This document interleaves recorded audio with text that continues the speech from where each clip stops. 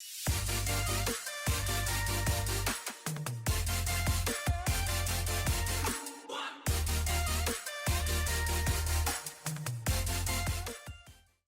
guys, welcome back to the Anchor Media channel. We are the #1 company for monetizing podcasts. My name is Tatum Tamia Ayomike, and I am the CEO of Anchor Media and the executive producer. So in this video, we're going to keep it real simple and talk about how to start a podcast. I know you guys may be watching previous videos saying, okay, Tatum, I understand all of this other stuff you're talking about, but where do I begin? Bring it in. Get your notebook. I'm gonna make it very plain.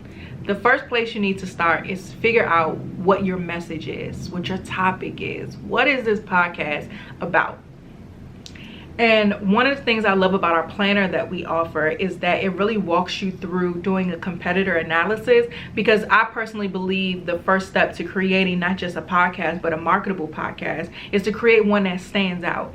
So you may think, okay, this is the message I want to get out. This is important, or this is different because I thought of it. But you really want to validate whatever it is that you have to say by taking a look at what's out there and figuring out how you can not only get your message across, but get your message across in a way to where it stands out from others in your category.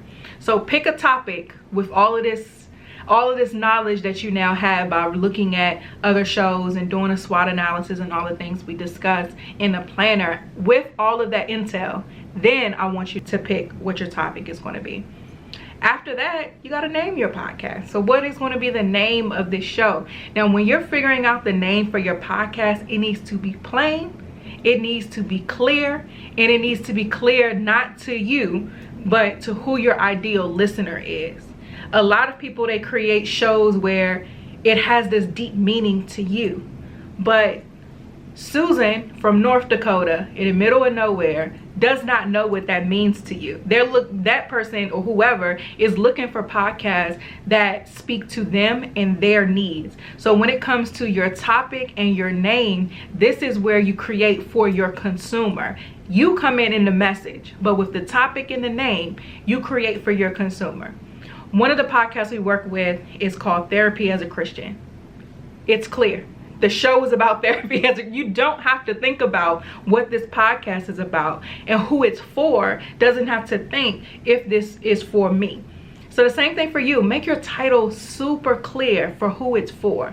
If you have to explain what it's about after telling someone the title, it's not clear enough. Go back to the drawing board. Next, get your podcast art design. You can go to Fiverr.com, have someone create it. The great thing when somebody else creates a podcast icon is they know the dimensions and the specifics that's required to get approved. So you can create it yourself, but a lot of people get caught up in the approval process on things that's small like artwork.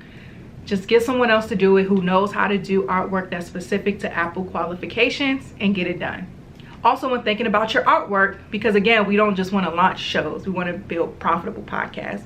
So with your artwork, make sure it appeals to who you're speaking to. If you're speaking to an audience that is primarily women and you're a woman, put your face on the cover, because that's going to let women know, oh, this is probably for me. If you're speaking specifically to Black people or African Americans, put your face on the cover. If you're Black, put your face on the cover so that we can see, oh, this is for me, this is for us. Especially if you're talking to Black women specifically. As a Black woman, if I see a certain subject that's relevant to me, that I'm actively looking for, and the host looks like me, it's a no-brainer if I'm going to press play on that show or not. So if you're in your demographic as far as your gender or your race, I would suggest putting your photo on the cover of the podcast art. But whatever your art is, just make sure it speaks to your consumer. These are small things that people overlook that are very relevant and beneficial in the long run. Okay, so now you have your message, your topic, the name, the artwork. You should already know who your audience is, because that's who you're thinking about when you're creating all of these initial things. Now it's time to get to recording. So you need a microphone. It does not have to be expensive, it just has to sound good. So do not buy a mic without being able to test the audio quality. Most places, if you use like a Amazon or something like that, they usually have a way for you to hear, oh, this is what the microphone sounds like. So pick whatever mic fits your budget, fits your needs, fits your recording space, but just make sure that you're able to hear it first so you know that it sounds good. After you record your first episode, you're going to need to upload it somewhere. You're going to need a house. So you need to pick a hosting site. I suggest choosing a hosting site based off of how easy it is to operate. What are the analytics saying? Are they telling you the numbers and the data that you need to know to make strategic decisions? And also, how easily do they connect to other distribution places? So it should be as simple as clicking a button to get your show out to all platforms. If you're looking at a hosting site that doesn't connect to Spotify or other different distribution centers, or one that's slow to get with the times, because podcasting is ever evolving, so you need to be a part of a podcast hosting site that is able to quickly upgrade and go with the flow of the industry. A way you can tell that usually is how long they've been around. So some of these newer hosting sites are a little late to the party. I would suggest going with one that's been out a little bit longer. But next, it's time to choose that hosting site. So after you know where you're going to host your podcast, now you have the episode recorded. You need to edit it so that it sounds good and you clean that audio up. So download some type of editing software. You could do GarageBand, Adobe Audition, Audacity. Learn those tools as well so that if you're the one editing your show, you know what you're doing. Or if you want to outsource that completely, then in this step, find you a producer instead. Okay, so now the episode is recorded. You know where it's hosted at. You got your editing software or your editor in mind. Now it's time to listen back and clean it up. I am a huge proponent of listening back to your messages. You won't really know what it takes for you to improve as a podcaster if you've never done it before. So don't start fixing problems or identifying problems after you've already published it everywhere. Do some test episodes first to understand how you sound on the mic. How are the acoustics where you're recording?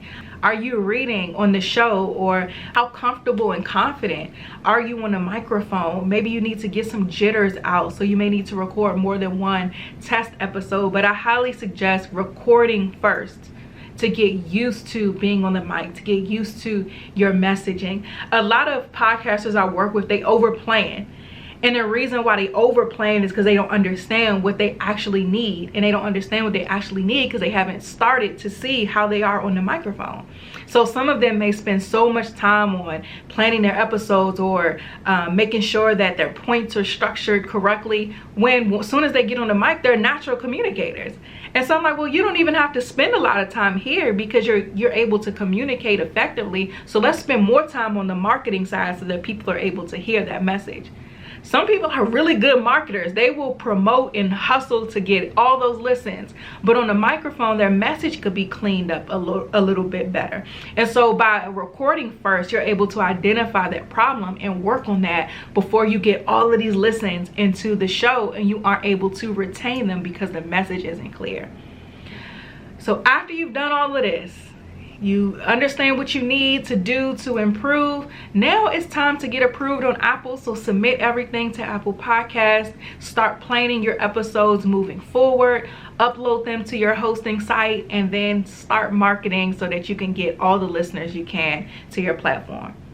So podcasting in general is so simple to start, but how to start correctly, it takes strategy, it takes intention, and it takes really getting in tune with what you want to do and what's the best method to get your goals accomplished. So if you want to learn more about how to work with us at Anchor Media to help you accomplish those podcast goals, visit us at anchormedia.com. We also have a checklist for you if you just want to check off everything that you need to start your show. Click the link in the description to get access to that.